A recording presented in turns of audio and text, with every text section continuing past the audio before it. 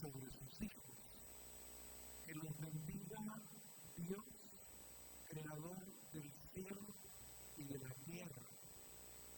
Los cielos son de Dios y a nosotros nos confió la tierra.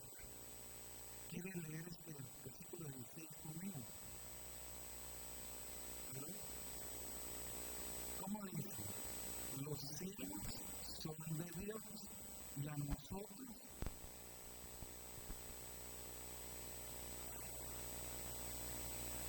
los cielos, diga conmigo, los cielos son de Dios y a nosotros nos confió de ti.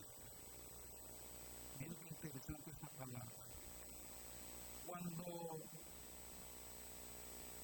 nosotros vamos, por ejemplo, a realizar un trámite a cualquier lugar, usted sabe que por lo general nos piden un documento de identificación y nosotros tenemos el documento personal de identificación de PI. Ese documento es el que nos identifica aquí en la tierra, aquí en esta tierra de Guatemala.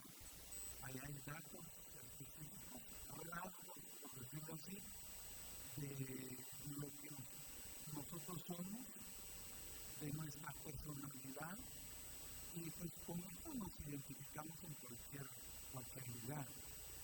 Ahora, también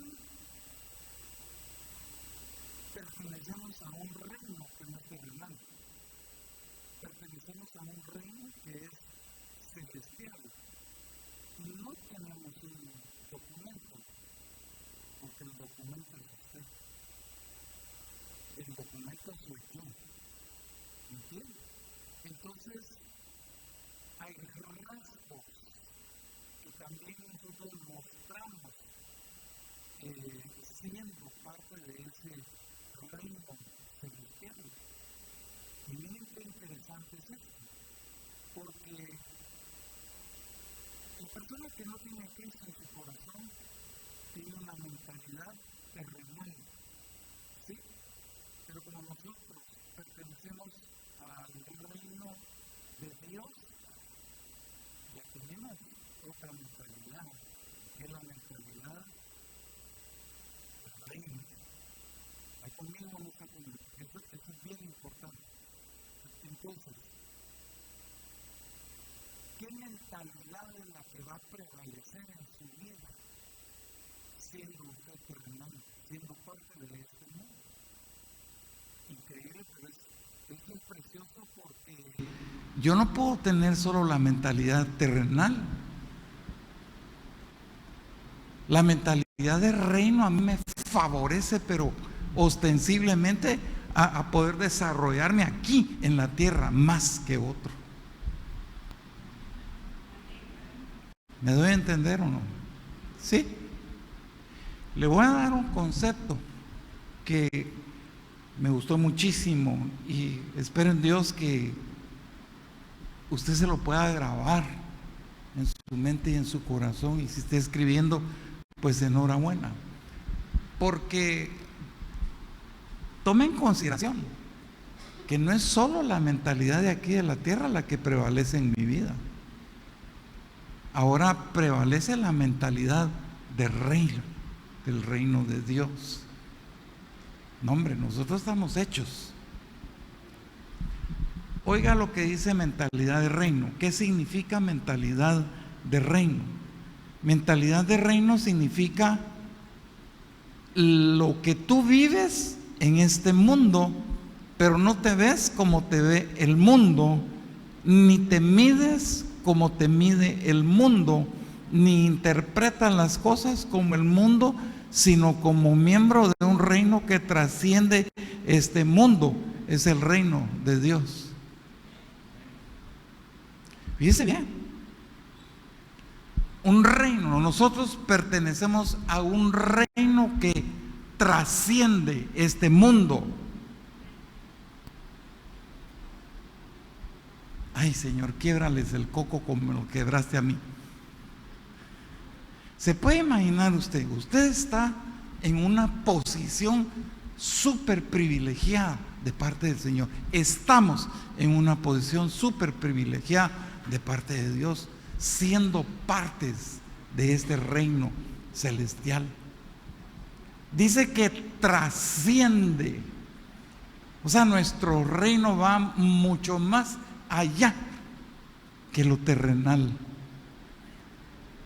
Sin embargo, hay personas que mezclan las cosas, viven a veces con lo terrenal y viven con lo celestial. Y esa mezcla no es permisible. ¿Aló?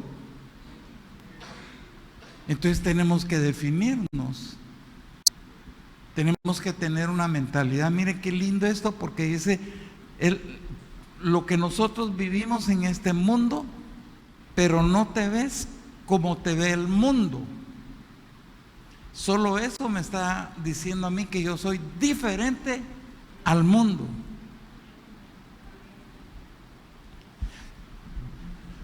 A muchos en las iglesias cristianas evangélicas, todavía la gente con la cual se participó en el mundo lo siguen viendo igual. Me voy a poner yo de ejemplo, pues. Yo estudié en la universidad, tuve compañeros etílicos y yo de cuando en vez me echaba los etílicos, pero ha pasado el tiempo y muchos de ellos no saben que yo soy pastor. Entonces ellos siguen viendo al canche etílico, pero ya no lo soy. Trascendí y lo he podido comprobar, increíble, y es bien precioso, porque nunca voy a olvidar los 50 años del colegio, ni mucho menos la reunión que tuve con mis compañeros de universidad, la 21ª reunión que hemos tenido, y borrachos todos, pero al canche lo pusieron a dar unas palabras y lo pusieron a orar. Yo tenía un poquito de pena porque estos se van a reír de mí, se van a burlar. No, me respetaron como tienen una idea. ¿Hace o no hace la diferencia? Eso somos nosotros. Nuestra mentalidad es una mentalidad de reino. Diga, yo tengo, o al menos debo de tener, una mentalidad de reino.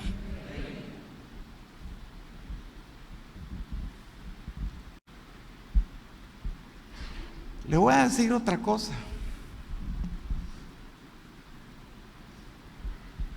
Esto nosotros lo hemos predicado desde años, yo lo viví, lo aprendí desde muchos años atrás, y creo que soy parte de esto. Y espero en Dios que usted me juzgue bien por lo que voy a decir. Pero por lo que he aprendido y por lo que he leído en la Biblia, yo entiendo que cada uno de nosotros tiene una semilla de liderazgo. Qué atrevidos me llega. Hay una, diga conmigo, hay una semilla de liderazgo dentro de mí. Algunos no se la creen, pero sí hay una semilla de liderazgo dentro de nosotros. Que fíjese, hermano, que si usted la logra detectar, usted se va a dar cuenta que dentro de esa semilla hay un mandato de dominio dentro de esa semilla. ¿Quién puso esa semilla dentro de nosotros? Dígalo. No puede ser más que Dios. Dios fue el que puso esa semilla dentro de nosotros. Dentro de nosotros hay una semilla de liderazgo. Y usted se va a ir dando cuenta el por qué. Porque tal vez algunos humanamente podrían decir, no, pastor, yo no soy, es que no se trata de ser líder. No se trata de que usted se meta a un estudio, se meta a un seminario para aprender acerca del liderazgo. Usted es.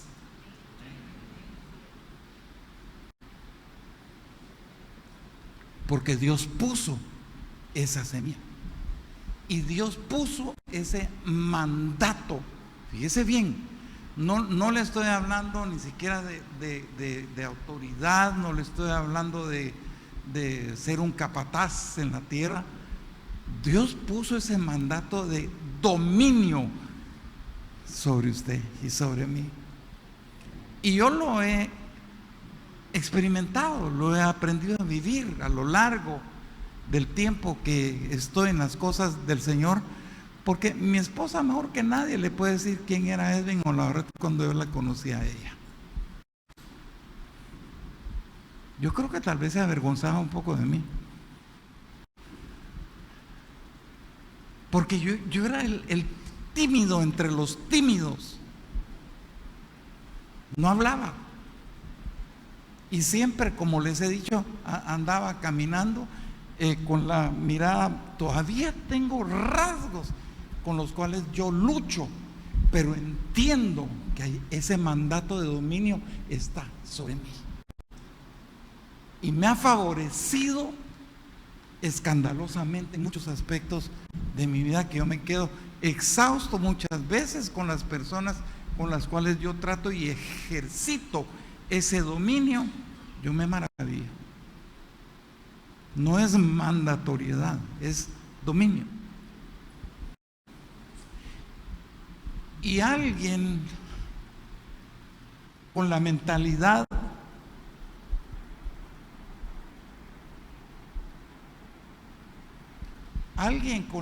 con la mentalidad de reino. Estamos hablando de la mentalidad de reino. Un líder con la mentalidad de reino no anda buscando títulos ni buscando posiciones, sino que es muy diferente. Y yo he conocido líderes en el ámbito cristiano que dicen llamarse líderes, que buscan posiciones y títulos. El líder con mentalidad de reino no busca títulos, busca toallas. ¿Sabe por qué? Busca toallas para servir. Quiebrales el coco, Señor. Me atrevo a decirle, por lo que yo he aprendido, a que no ha nacido nadie en esta tierra. No ha nacido nadie, y eso va para usted también. No ha nacido nadie que ejercite gobierno sobre mi vida. Y tal vez usted va a decir, pastor, usted está pecando de arrogante con lo que está diciendo. No es arrogancia. No es arrogancia. Porque el único que ejercita dominio sobre mi vida es quien tiene toda la autoridad y se llama Dios. Entonces entiendo que yo nací para ser líder. Usted es un líder, pero no la había agarrado hasta ahora, como que la medio está agarrando. Y así es, porque no hemos conocido nosotros no tenemos la mentalidad, sino que no hemos conocido nuestra posición real dentro del reino al cual nosotros pertenecemos.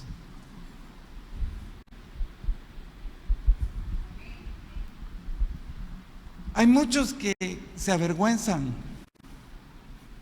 hay muchos que se sienten mal a veces, tal vez por decir que son cristianos evangélicos. Y nosotros no tenemos por qué avergonzarnos. conociendo esta palabra, yo no me avergüenzo. Y bien como lo dice el apóstol Pablo, ¿verdad? En Romanos 1:16. No me avergüenzo, porque no me avergüenzo del Evangelio, porque es poder de Dios para salvación a todo aquel que cree. Entonces yo les digo que no ha nacido nadie y que Dios es el único que tiene ese derecho y esa autoridad sobre mí. Y esto es cuando uno realmente comprende sus derechos en el reino al cual pertenecemos, conocemos los privilegios que tenemos como ciudadanos del reino de Dios. Dele un pencazo a su vecino y dígale: despertá.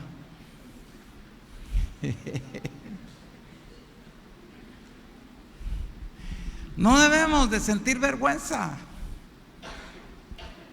A algunos les afecta el tener que decir: sí, yo soy cristiano. Qué triste.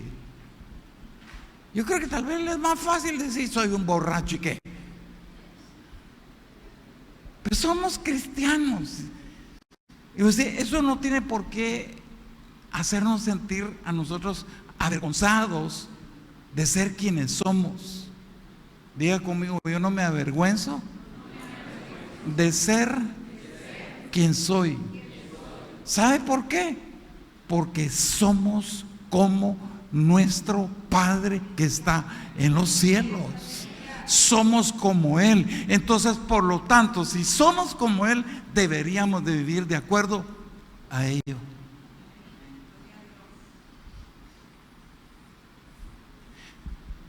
Pero muchos no estamos viviendo de acuerdo a como es mi Padre. Sí, somos hijos de Dios, pero no reconocemos los derechos como ciudadanos que somos de este reino. No los conocemos. Entonces, por lo tanto, mire, hermano, de aquí en adelante, cuando usted anda en la calle, vos sos evangélico. No, soy cristiano, soy hijo de Dios, lavado con la sangre de Cristo. ¿Y qué? ¿Hay problema? No que, sí, fíjate que ahí estoy yendo a la iglesia del pastor Olavarret. No, hombre, tú eres un hijo de rey. Tú eres una hija de rey. Somos hijos del rey. Y su reino nos pertenece a nosotros también. Y se lo voy a ir explicando. ¿Está conmigo? Lucas 12:32 dice: ustedes son un rebaño pequeño, pero ¿qué dice? No tengan miedo, porque su Padre ha decidido. ¿A quién?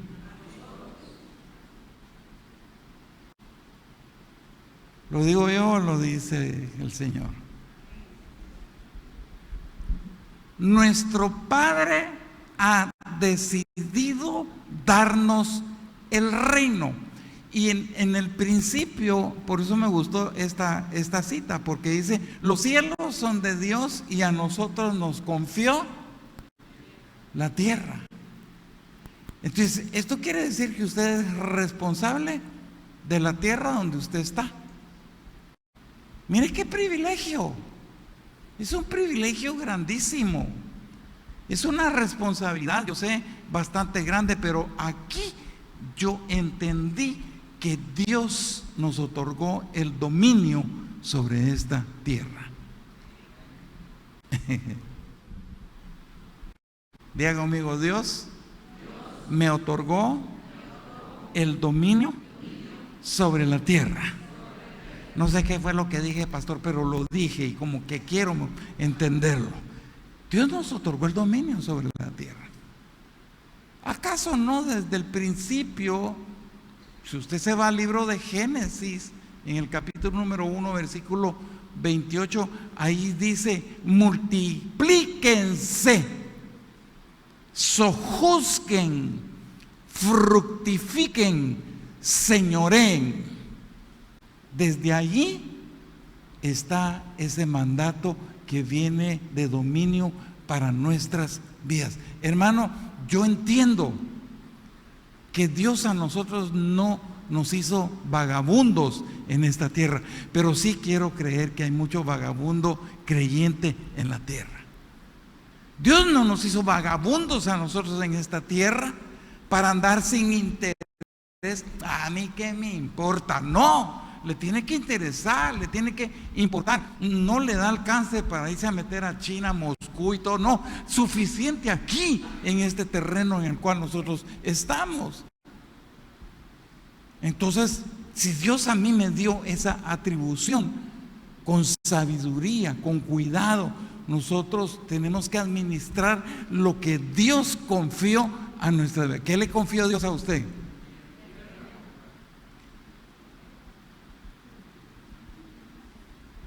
La tierra. Vamos al principio. Cuando Adán y Eva desobedecieron,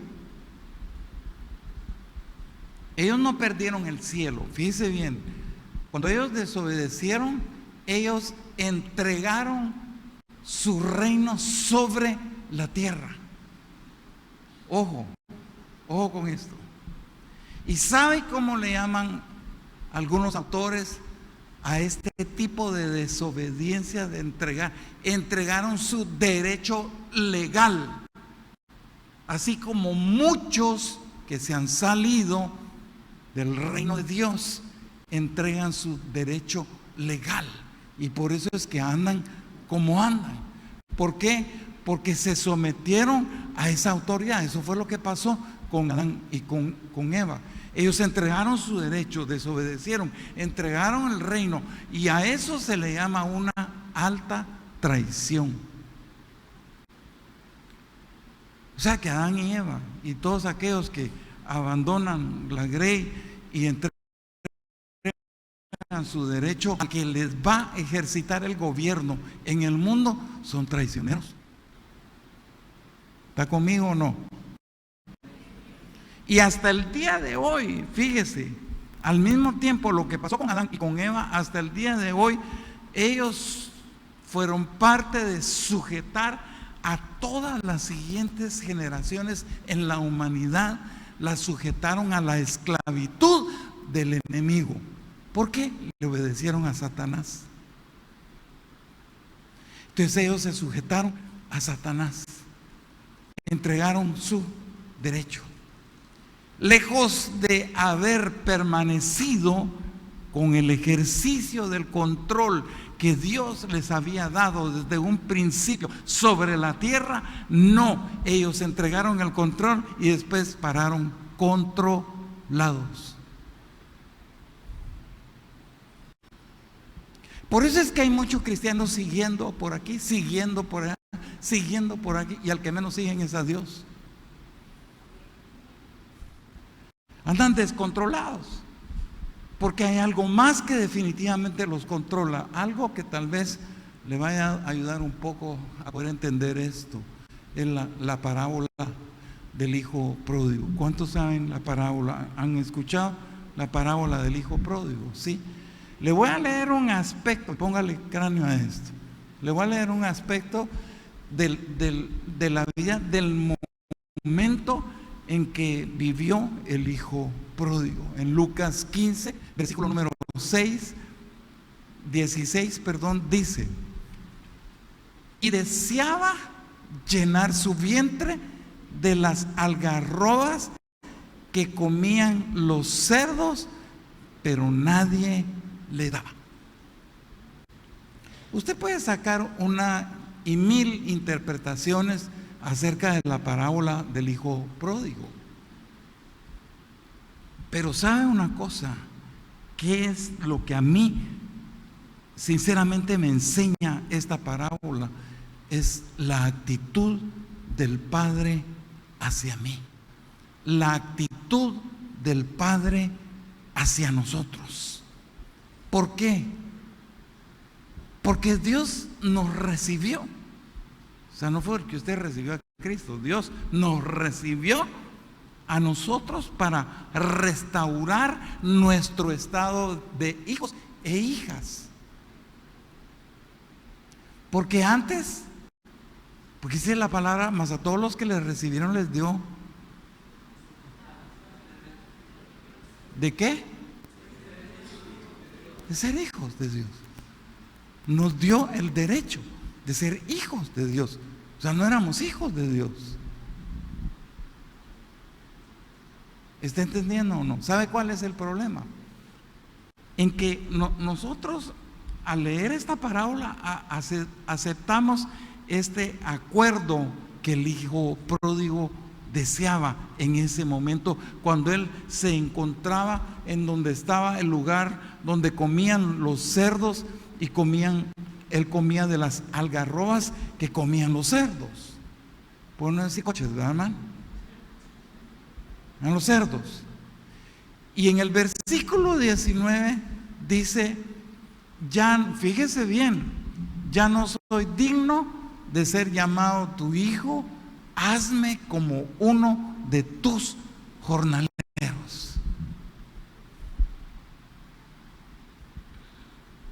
El otro se sentía mal.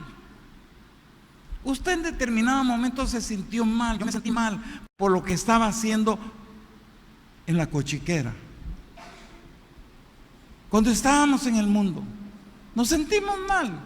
No, yo quiero buscar de Dios. Y no me importa, aunque me pongan a barrer el templo. Es lo que él estaba diciendo, ¿no? Hazme como uno de tus sirvientes al Padre. Le dije que la parábola representa la actitud del Padre para con nosotros, para restaurar nuestro valor de hijos e hijas. Pero él estaba diciendo al Padre, hazme como, aunque sea, ya no quiero estar aquí con estos cerdos, yo quiero ir a la casa. Él había perdido el privilegio de ser quien era ante su Padre y tener lo que tenía en la casa de su Padre. Pero al verse él en esa instancia, él dijo, no importa, aunque sea a barrer o lo que sea, como lo que hacen tus sirvientes, y yo quiero regresar a la casa. Y está bien que nosotros querramos ser siervos del Señor, y eso es lo que somos como creyentes, como hijos de Dios. Pero hay más aún en nuestra relación con Dios que eso, y se lo voy a demostrar. Si nosotros nos conformamos con ser solo sirvientes, está bien servir, ser un sirviente, pero ¿qué es lo que usted lleva adentro? ¿Ah?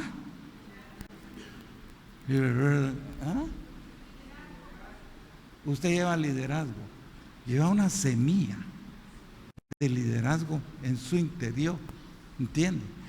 Entonces, si nosotros nos conformamos solo con ser sirvientes, nos estaremos perdiendo el gozo, en primer lugar, de conocer a Cristo. Nos estaremos perdiendo los aspectos mucho más profundos de la vida del reino de Dios. ¿Saben una cosa? La palabra dice que hay carencia de obreros en la mies. Y muchos de nosotros sabemos lo que es un obrero en la mies por el servicio que se presta. Sabemos qué es ser un obrero en la mies, pero no sabemos lo que significa ser un hijo en la casa. No le entendió. Sí le entendió. Con uno que le entienda. Somos hijos en la casa del Señor. Voy a llevar al Evangelio de San Juan, capítulo 15, versículo 15, que dice: ya no los llamo sirvientes, Porque un sirviente no sabe lo que hace su jefe. ¿Los llamo qué? Amigos. Somos amigos. Porque les he contado todo lo que me enseñó mi Padre. Ya no los llamo sirvientes. Jesucristo es el camino, la verdad y la vida. Y nosotros alcanzamos salvación y vida eterna por medio de nuestro Señor Jesucristo, nuestro Salvador por circunstancia. Alcanzamos esa salvación y lo conocemos a Él como nuestro Salvador. Pero ¿sabe usted que a la par de ser nuestro Salvador, Jesucristo también es nuestro hermano mayor por genealogía natural y espiritual? Jesús no solo me está llamando amigo, sino que también Jesús es mi hermano mayor. ¿Sí? Diga, Jesús es mi hermano mayor. Hebreos lo aclara un poco más. En el capítulo 12 y versículo 11 dice: porque el mismo origen tiene el que santifica y los que son santificados. Por eso no se avergüenza de llamarlos. A ver, léalo conmigo. Dice: porque el mismo origen tienen el que santifica y los que son santificados. Por eso no se avergüenza de llamarlos hermanos. ¿A quién llama hermanos? A nosotros. Nosotros somos sus hermanos. El que santifica. Aquí me está hablando de un mismo origen. Aquí me está hablando de una misma familia. Y Él, el que santifica, no se avergüenza de llamarnos hermanos a nosotros. ¿Me entienden? Entonces, mire, aquí es en donde veo que muchas personas tienen actualmente, y aún creyentes, están en problemas como el hijo pródigo. Porque la mentalidad que tenía el hijo pródigo cuando él estaba en la cochiquera, él sufrió trastornos en ese momentito. Él estaba en un lugar en donde sabía que su mentalidad original no cabía en ese lugar. Entonces él se dañó por ese tiempo al estar ahí. Por eso es que pega el grito: yo quiero irme contigo y hazme como uno de tus jornaleros. Ya no soporto más estar en esta cochiquera. Y entonces hay un trasfondo del cual provienen muchos y que les hace difícil creer que alguna vez podrían llegar a ser hijos e hijas de Dios. Pero ¿cómo actuó el papá del hijo pródigo? Así actúa nuestro Padre. Nuestro Padre está siempre presto, con brazos abiertos para recibirnos en todo momento, no importando cuál sea la situación de quien sea la persona. No le importa absolutamente nada, que es vicioso, que es mujeriego, no me importa. Lo que interesa es que tú regreses al Padre, porque el Padre siempre está presto a recibirnos. Él nos recibió y ahora somos parte de este reino. Entonces Él viene y nos hace regresar a casa para hacernos reconocer el derecho que nosotros tenemos como hijos e hijas. Para eso se requiere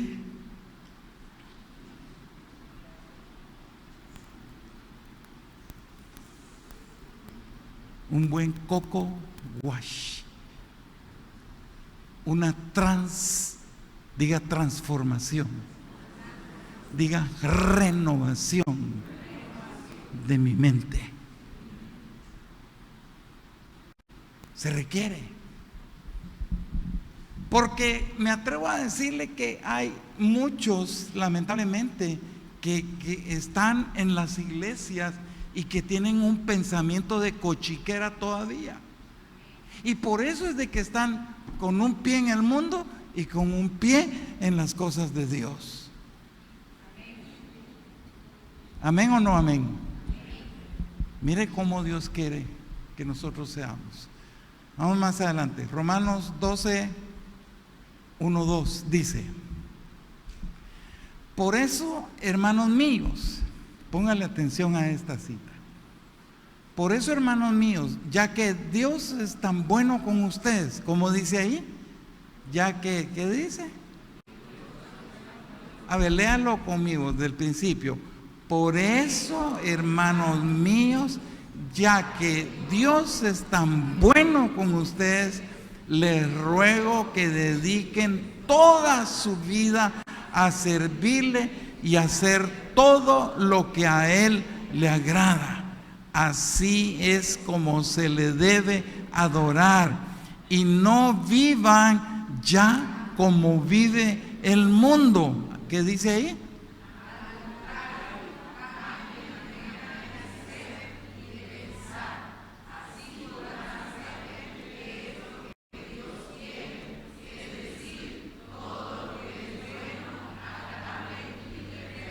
Repitamos el 2.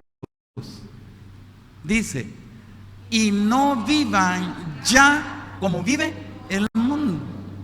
Al contrario, cambien de manera de ser y de pensar. Así podrán saber qué es lo que Dios quiere, es decir, todo lo bueno, agradable y perfecto. El apóstol Pablo se lo estaba diciendo a los creyentes de ese entonces, pero Dios sigue siendo el mismo. Y se los decía por la situación de vida que ellos estaban viviendo también en ese entonces. Habían unos cochiqueros por ahí. Eran hijos de Dios por la fe. Y yo siento que en la grey del Señor hay muchos que no dudo que sean hijos por la fe del Señor. Pero lamentablemente viven atrapados en una mentalidad de esclavitud, de que hay algo que los esclaviza, que vienen jalando del mundo que no los deja. Entonces por eso Pablo les dice: cambien su morra, muchacha. Cambien su manera de pensar. Y eso es lo que Dios quiere. Recuerde que el que tiene mentalidad de reino trasciende. Antenoche hablaba con hermano Juan Manuel y yo le hacía ver eso. No, nosotros no necesitamos las cosas del mundo para trascender. Y al hablar de trascender le hablo de muchas cosas. Usted puede trascender como negociante, como comerciante, como profesional. Usted puede trascender económicamente, eso. Pero no necesitamos las cosas del mundo, por lo que ya somos, y podemos nosotros trascender. Entonces yo entiendo aquí, cuando el apóstol Pablo les está hablando a ellos, que eran creyentes en ese entonces, pero tenían dificultad, estaban atrapados, estaban esclavizados, como hay mucha gente en la grey del Señor que está esclavizada a vicios, que está esclavizada a muchas acciones que a Dios definitivamente no le agradan. Entonces yo he llegado a la conclusión y he llegado a creer que sí, en efecto, hay gente salva, pero no convertida.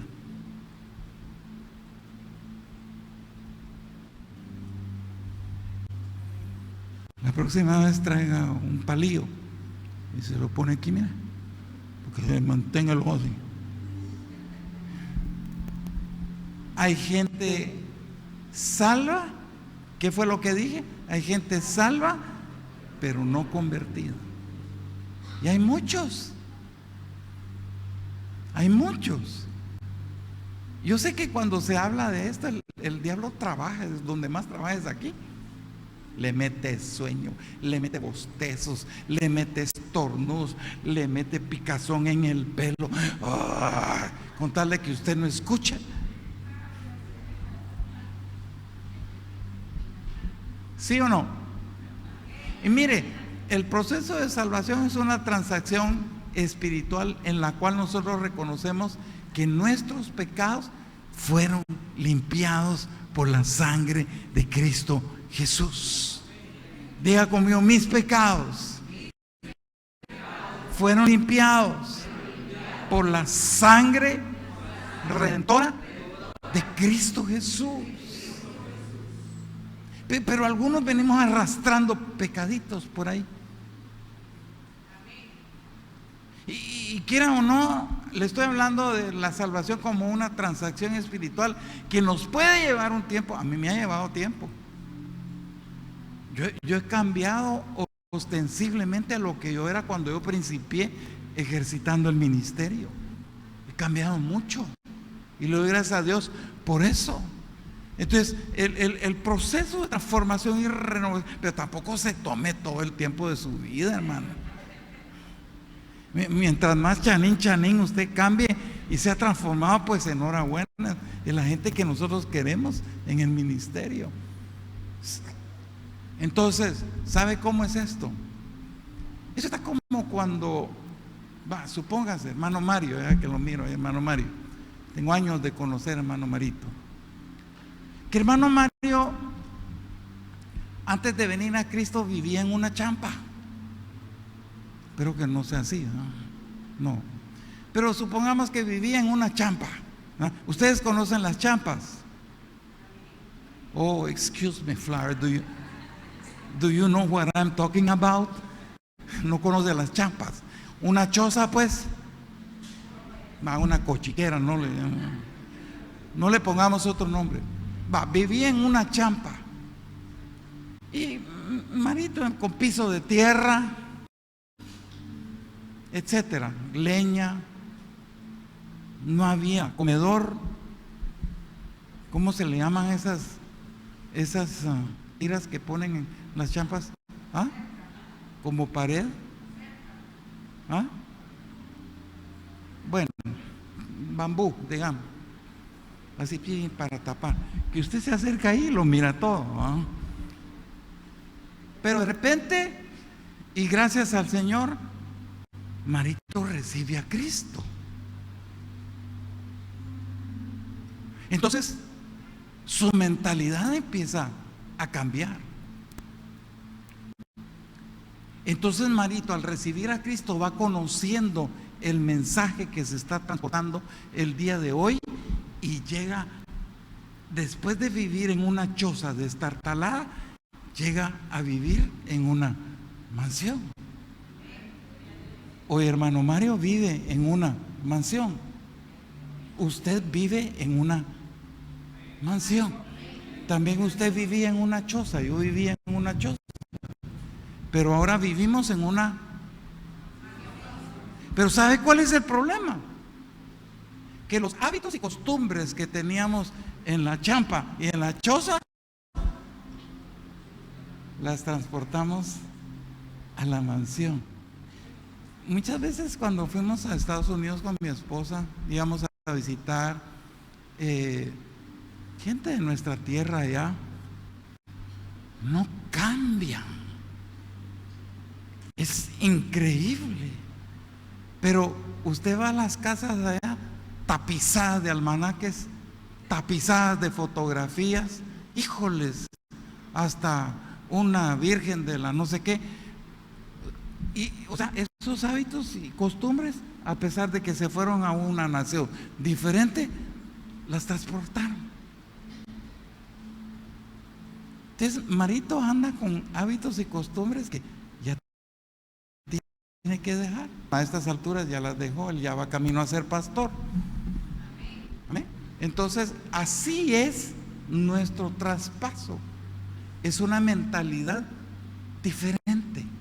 O sea, por eso Pablo le decía y redarguía a los creyentes en ese entonces: ya no piensen así, hombre. Ya no piensen de esa manera. Nosotros no tenemos que pensar como el mundo piensa. Nosotros no tenemos que actuar como el mundo actúa, a pesar de que estamos en este mundo. Y usted se puede juntar con gente mundana. ¿Y qué importa? Yo me he juntado con gente mundana. Pero yo soy quien soy. Yo establezco una diferencia de quién soy. Eso es lo que Dios quiere que nosotros reconozcamos, especialmente sabiendo que pertenecemos a un reino diferente. Voy terminando. Pablo le dice a los romanos en el capítulo 12 y versículo 1, dice: que presentéis, ¿qué dice? Vuestros cuerpos en sacrificio vivo, santo, agradable a Dios. Que traigamos nuestros cuerpos.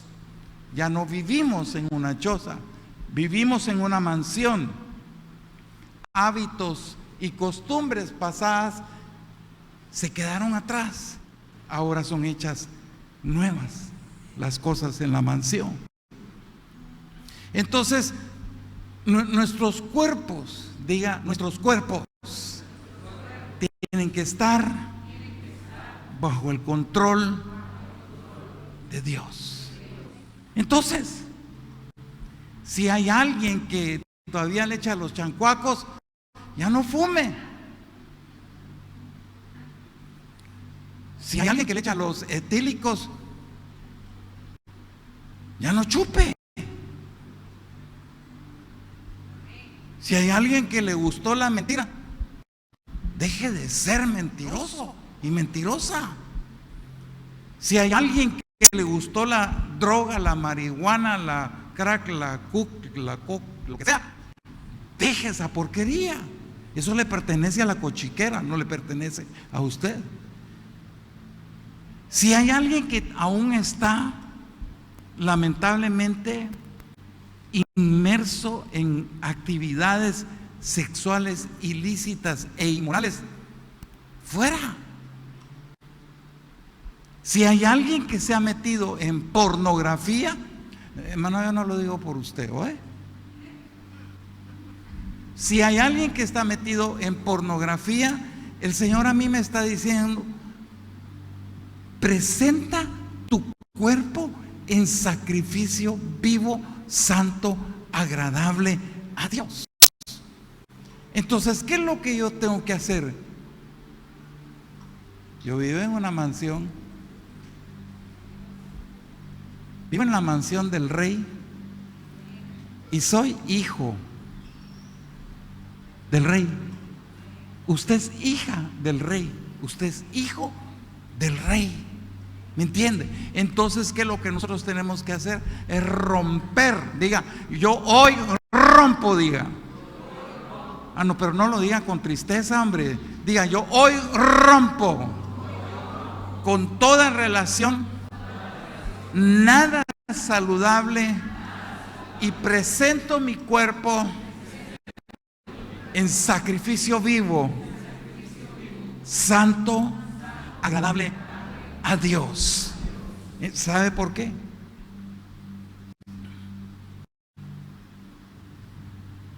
Porque nosotros somos templo.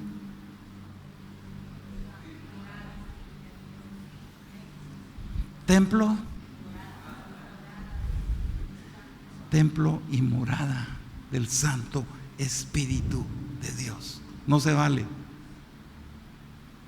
No se vale costumbres de choza, costumbres de pasado, en lo que nosotros ahora somos, con una mentalidad de reino. ¿Sí?